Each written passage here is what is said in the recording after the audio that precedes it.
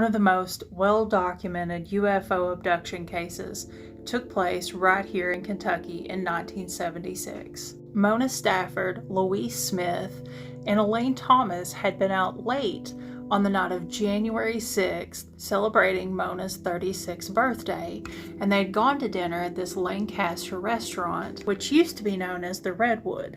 They were headed back home to Stanford on Highway 78 when they noticed a big bright red light way up in the sky. Mona recalls that the light seemed to be following them, and at one point it got so close that it looked like it was right up next to their car. At that time, she turned to her friend Louise in the driver's seat and told her to pick up the pace, that they needed to get out of there, and then she realized the car was already doing like 80-some miles an hour.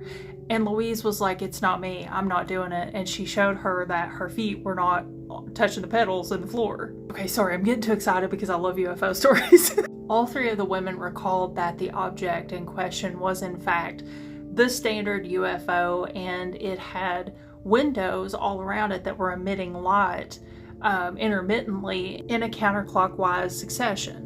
Once Louise picked up her feet and showed Mona that she was completely out of control of the vehicle, the three women realized that the vehicle was still moving, only this time it was going backwards into total darkness. At this point, all three women claimed to experience a bump sensation, kind of like they'd hit something with the car, but then immediately they blacked out.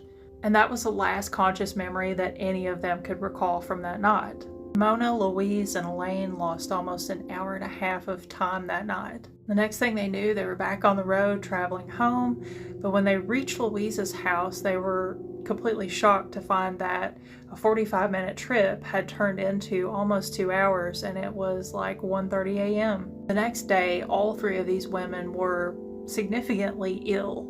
All three of them woke up with blisters, raw skin.